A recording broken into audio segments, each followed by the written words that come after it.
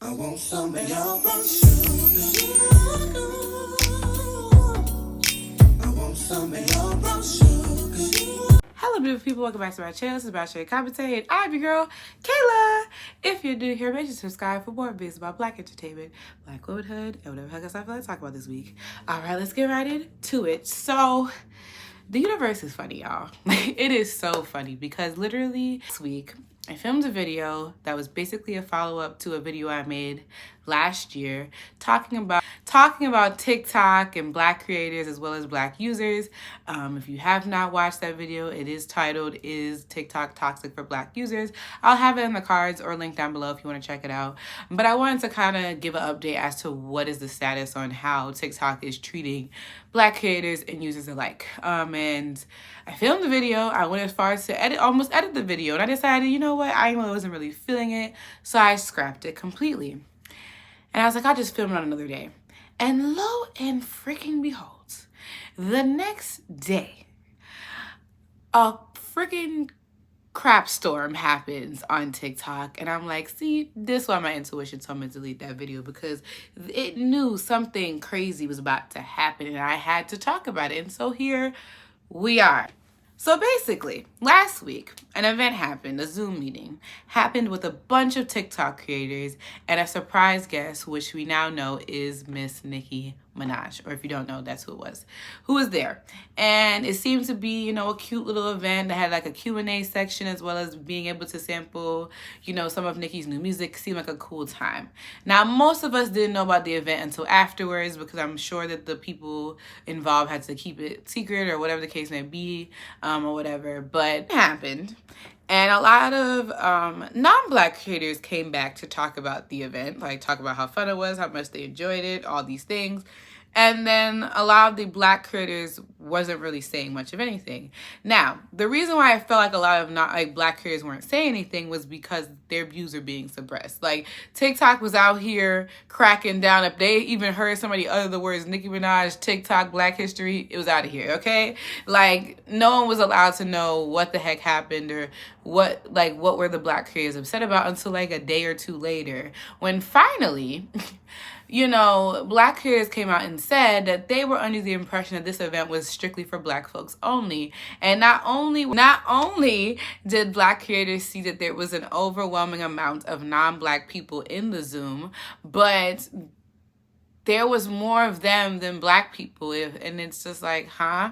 And even some got as far as the privilege to ask Nicki Minaj questions compared to black creators that didn't get to do so. So clearly something is funny about this situation, right? And so black creators came out, and when they finally got their views out, they finally got to speak about it. And then the non-black creators were upset because people were calling them out as they should and said, maybe that event wasn't for you. Like, that seemed more to be for black people. Like, it seemed like you were just taking up space. And non-black creators were mad. They were mad, honey. Especially one in particular. Like, I'm not sure exactly. I believe this creator, their family is from like Brazil or something. But he got the most of it because he seemed to be the most vocal about it. He was there trying to double down, talking about my stepsister is black, my cousin black, my auntie black, my neighbor black. I saw a black person once at the park. And it's just like, non-black people, let me tell you something right now. Listen to me, for real.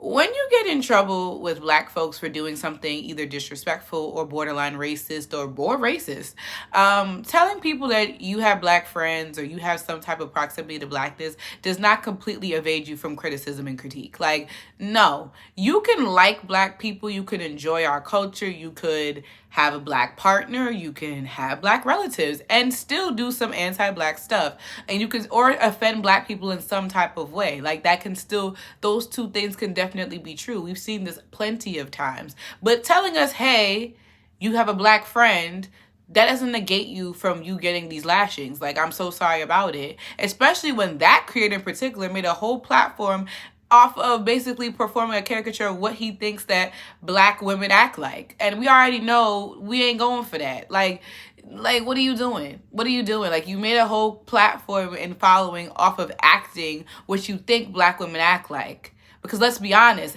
if there was a black girl acting like that, the way that he acts in them videos, she would not have nearly as much following as he does. So what's tea here?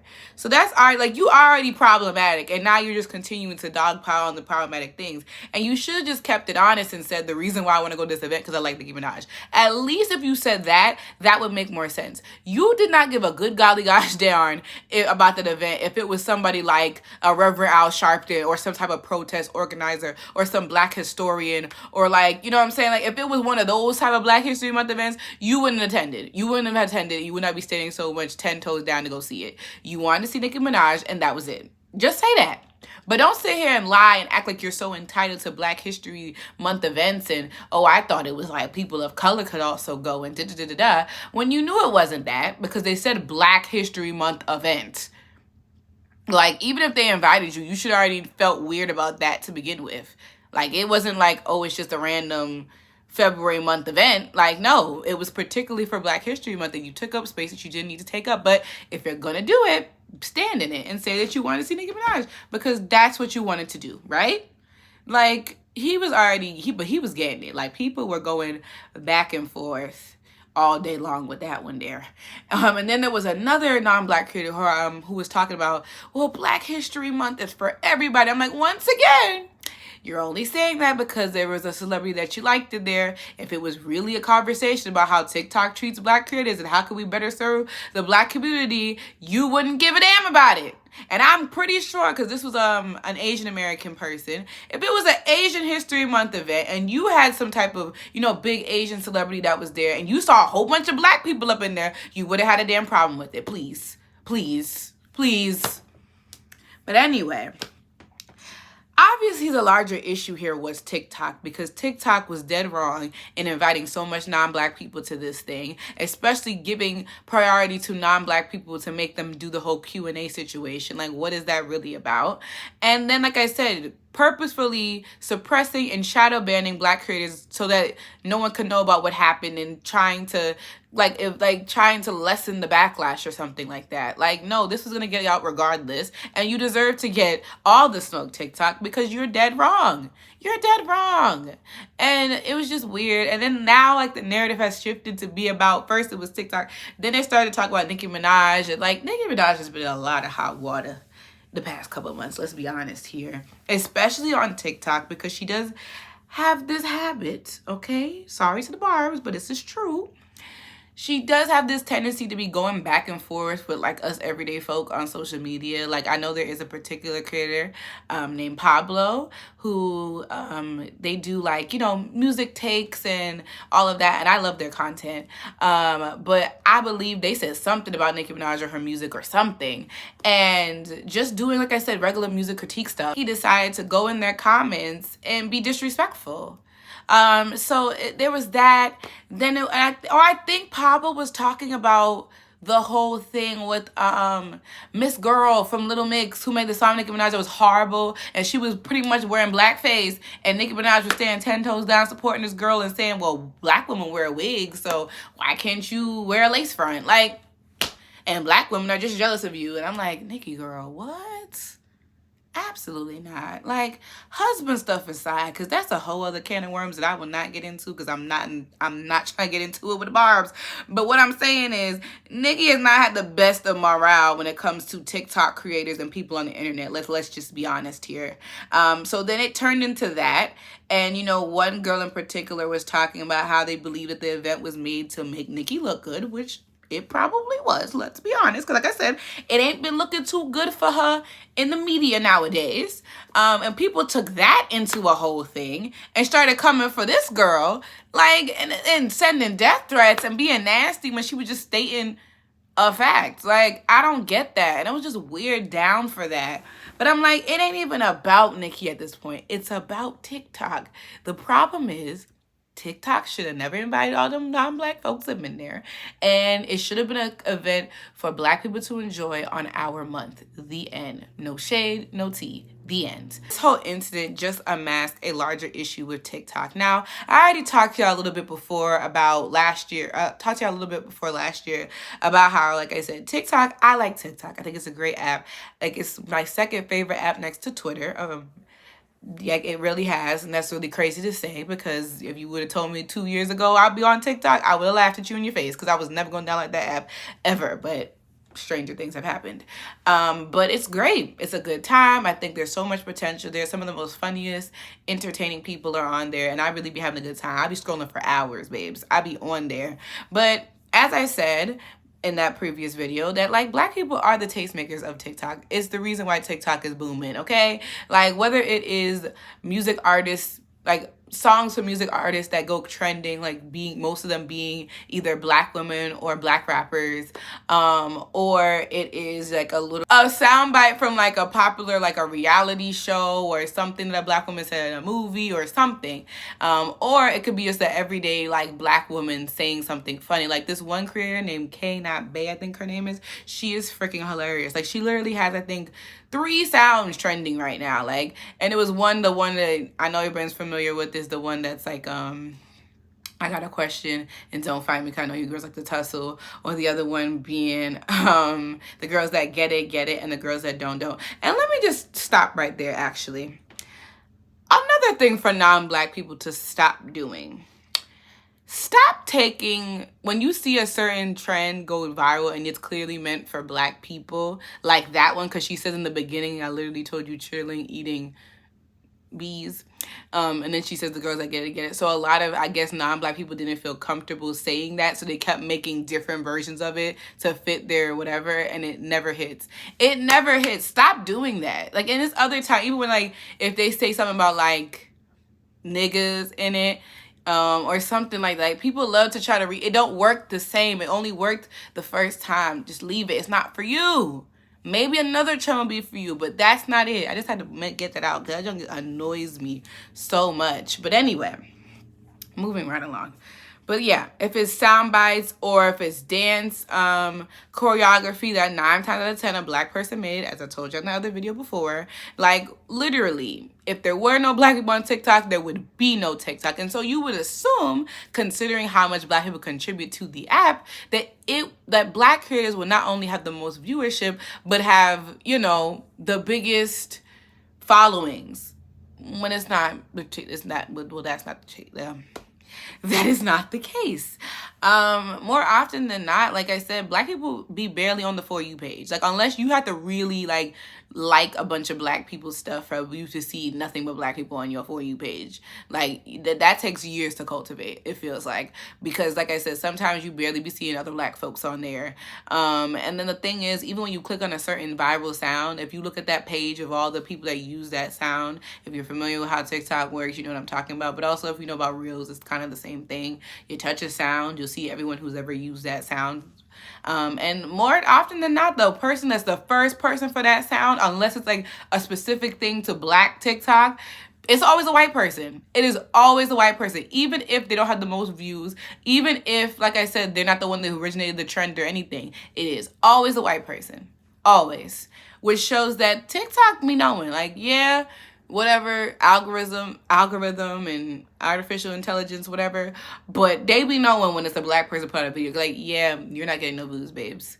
You're not getting any views. You're not getting any credit. Like, it's crazy. And then the crazy thing about the whole thing is also, is like, you have like white TikTok creators. Like this one girl was there talking about, oh, it is so easy to be a content creator on here. Like, you literally, you know, you get your phone, you get a tripod, you make your content, you make your vlogs, and you're going to be good. And like, while obviously I feel like her intentions were good, it was just like all the like black folks were like, girl, that's not how the world works, babes. You get to do that because you're a white woman and like the world is catered towards you. So you could just easily become and get 1 million views just like that because you're white and thin and blonde. Like, duh. But like black people, you can't do that. As I said many of times, black people have to be exceptional to get a little bit of something. And even then they might not even get anything. And TikTok is no different. Like, you can be funny, you can be pretty, you can be talented, you can be creative, you can be all the great things that would make you a great content creator. But if your video don't get in the right amount of hands, it ain't getting no views, babes, and you're not going viral. Like, there is no black equivalent to a Charlie D'Amelio. There is no black equivalent to an Addison Rae. There's not even a black equivalent to a Noah Beck or the other one that got accused of something. You know what I'm talking about. That one there. Like, there is no hype house for black people. There's not, as I said before. And that's a problem. That's a big problem. Like, black creators barely even get verified. Like, you could see somebody has 1 million views and I don't see no blue check mark next to their name. And like any other app, like, you would have, even if you get even like 100,000 people, you get some type of verification. But black folks have to beg to get that little blue check mark. Like, why? Why is that? Because white creators don't have to do that. And then, and like I said, in terms of like brand deals and sponsorships, who gets those the most? White people. As I said before, Addison Rae is having a hell of a year right now. Like, she got to go on Jimmy Fallon. She had starred in a Netflix movie. She got to be a correspondent for some TikTok event. She is literally, like I said, when you think TikTok, you usually, unless you're like I said, you think TikTok, you know who, like, most people know who that girl is, like, for the most part, unless you really don't associate with TikTok at all. But anyone that's familiar with TikTok and what's going on TikTok, they know who Addison Rae is, and they know who Charli D'Amelio is. Charli D'Amelio got her own damn drink at freaking Dunkin'. Like, you know what I'm saying here? Like, yeah, it's just another social media app, but it literally propels you into so many other things, as most social media apps do nowadays. Like, long gone are the days that you're just funny on social media and that's it. Like, it can literally take you into so much other avenues. I found it interesting also, like I told you, do you want to know the epitome of like white bare minimumness is? Like, recently Coach had an ad and it had Noah Beck, Wisdom K, and if you don't know who Wisdom K is, Wisdom K, that's my guy right there.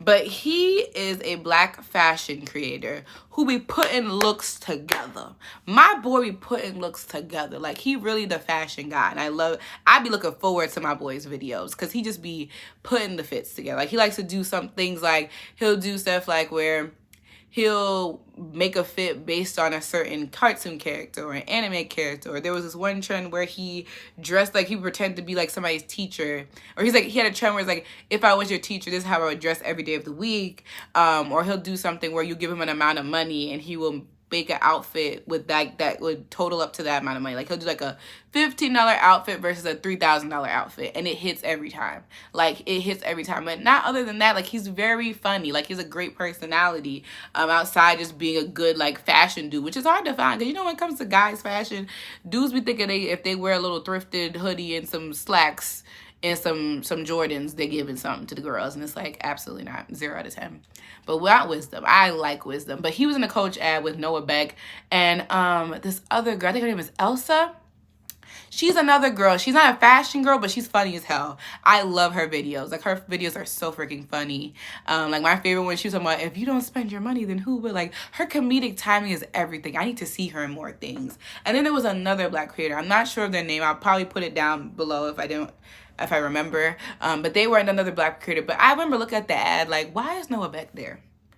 You got 3 black people and then this one white boy. Like, what is happening here? Like, why couldn't you either A, just not include him at all, or replace him with a black person? Like, you clearly look at it and you're like, which one of these things do not belong? But you see how white people could just take up space? Like, no shade to Noah Beck at all. Like, you're a white man. It's a white man's world. I'm not going to knock the play, okay? I'm not. Like, it is what it is. But it's just like, it's funny how, like I said, Noah Beck can just like renegade his way into a Coach ad doing barely nothing, but Wisdom has to work, you know, to get his fan base and, you know, put these amazing fits together. And Elsa has to come up with these funny videos. And I'm sure the other creator, I'm not familiar with him, but I'm sure he makes great content too, because I believe in black people. But like, do you see what I'm saying? Like, renegade dance and swish his hair to the side and he gets to be on Coach. Do you see what I'm saying? Do you see where the math is clearly not mathing for me and my homegirls? Like, I don't get it. And like I said, I think TikTok is great. I think it could do so much for black people, but they need to do better. I feel like, I hope this Nicki Minaj incident opened up their freaking eyes to what the hell is going on here. It probably won't, because, you know, the world is racist. But you know what I'm saying? Like, we need a black TikTok creator fund. We need something to, like I said, give black people more of a head start, because they deserve it. They freaking deserve it. And it's not fair. Like, the odds are stacked so much against them. Like I said, the algorithm be working so much against them. Like, why can't y'all do something to better support, like, people? And people have been saying this. Like, I'm not the first person to say this. Like, people have been saying it on the app for God knows how long. And there's too much, like I said, dope, talented, creative, amazing individuals that deserve to be way farther than what they are. Like, shout out to them for getting as far as they could, because like I said, the odds were stacked up against them, but they deserve even more. Like I said, I want a black Addison Rae, I want a black Charlie. Like, I want black people to get their things and be as visible as these white people. That's just what I want, because we deserve it. But that's all I gotta say about that, to be honest. Like, y'all let me know everything y'all think about this whole Black History Month situation, as well as how black TikTok creators are being treated right now. Like, what do y'all think? Let me know your thoughts and comments down below. Thank y'all so much for watching, and I'll definitely see y'all in my next video. Peace out, y'all.